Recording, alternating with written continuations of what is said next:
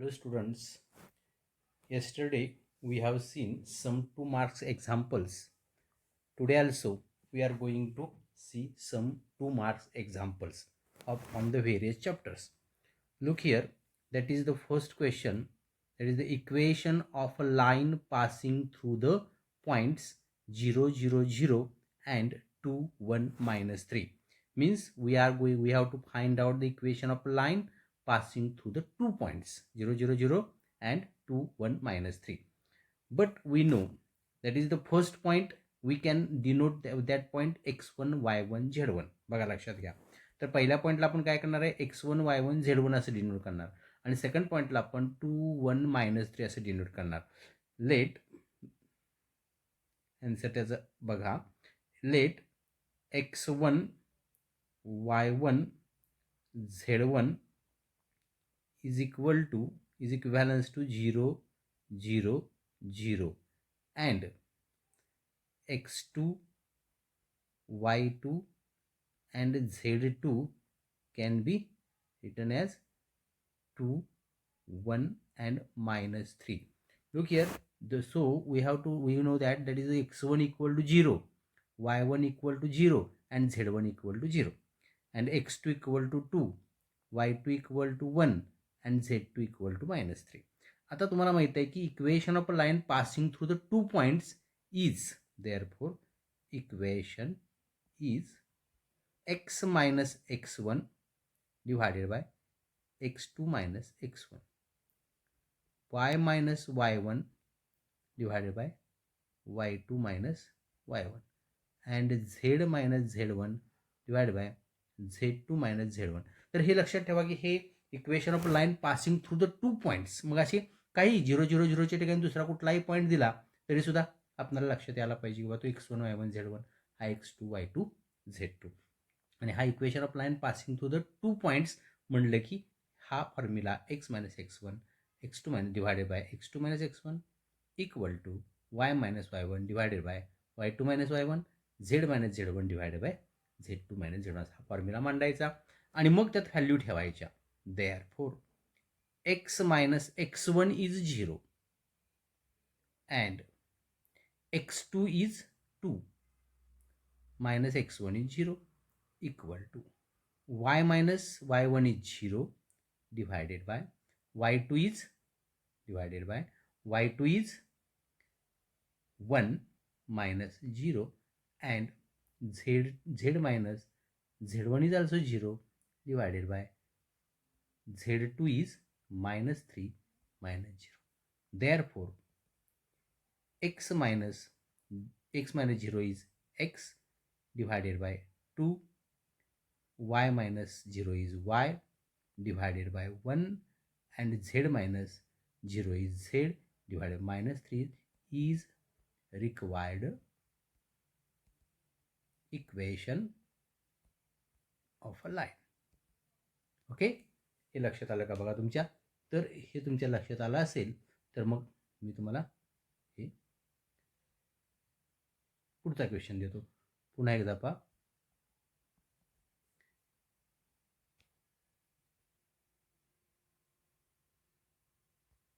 तर पुढचा क्वेश्चन असा आहे, पुढचा क्वेश्चन पहा तो, the value of I dot, हा डॉट आहे पहा, I dot J cap cross K cap plus J dot K cap cross I cap plus K cap dot J cross जे, आय क्रॉस जे याची व्हॅल्यू फाइंड करायची. तर लक्षात ठेवा, हे मी तुम्हाला आय जे के अतिशय सोप्या पद्धतीने हे त्याची व्हॅल्यू फाइंड करायचं, याची व्हॅल्यू फाइंड करायची असते. हे 3 रोटेशन लक्षात ठेवा. आय क्रॉस के जर असेल तर जे असणार आहे, आय जे के लक्षात घ्या, आय जे के असं आपण या रोटेशन जाऊ. आय क्रॉस जे असेल तर के असतो, जे क्रॉस के असेल तर आय असतो आणि के क्रॉस आय असेल तर जे असतो. म्हणजे हे आपण या रोटेशनने गेलो तर आपल्याला लक्षात येते हे कशा पद्धतीने आपल्याला काय करायला पाहिजे. हे बघा, आय जे के हा रोटेशन घेऊया अशा पद्धतीने. आता बघा आय क्रॉस जे हा नेहमी के असणार. वी नो आन्सर बघा, we know I cross J असाही रोटेशन लक्षात ठेवा. I cap cross J cap is always K. J cross K, J cap cross K cap is always I, आणि K cross K cap cross I cap equal to always जे.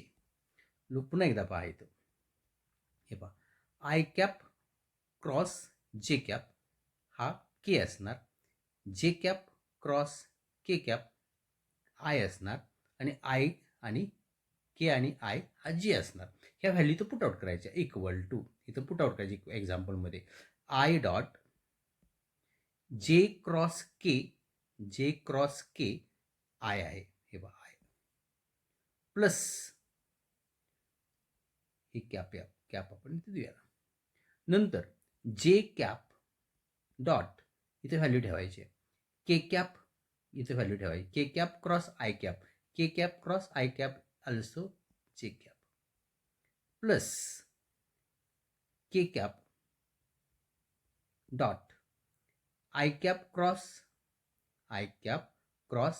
जे cap is also K cap.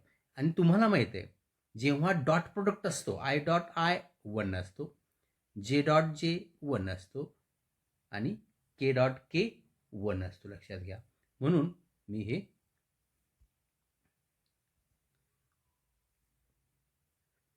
1 plus 1, so answer is 3.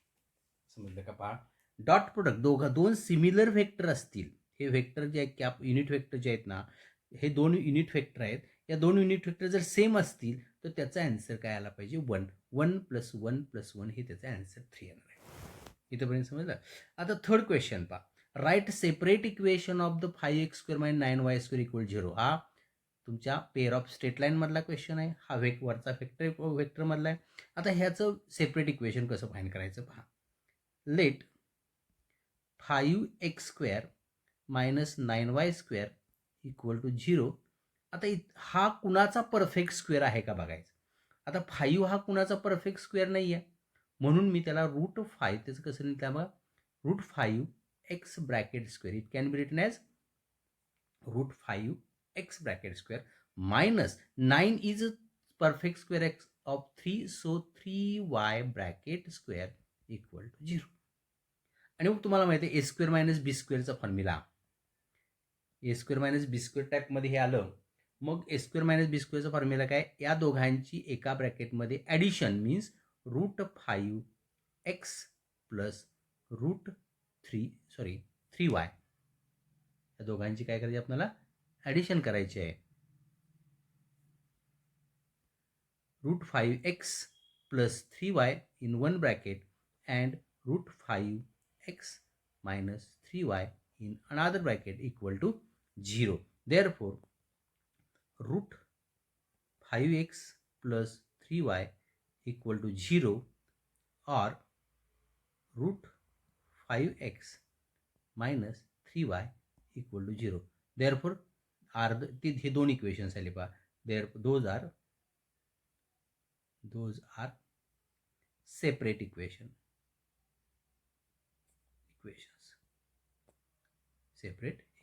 Okay. बघा म्हणजे काय केलं, a² हे example a² - b² मध्ये adjust केलं आणि ते एका ब्रॅकेटमध्ये दोघांची ॲडिशन, दुसऱ्या ब्रॅकेटमध्ये दोघांची सबट्रॅक्शन. अगदी सेम क्वेश्चन आहे बघा. Write separate equation of 16x² - 25x². बघा ना इथं हा 16x² कुणाचा परफेक्ट स्क्वेअर आहे. Let 16x² minus 25y² equal to 0 is the given example. That is 4x² means 16 is the square of 4. So 4x² minus 25 is the square of 5. So 5y² equal to 0. Therefore, sum of 2 in first bracket 4x plus 5y and subtraction that is the 4x minus 5y equal to 0. बघा इकडं हे दोघांची या दोघांची addition केली, त्या दोघांची subtraction केली आणि इक्वल टू 0 म्हणलं. आणि मग तो जो 0 आहे तो याच्या इक्वल टू घ्यायचा, means 4x plus 5y equal to 0 और that is 4x minus 5y equal to 0 are those are separate equations. Those are separate equations.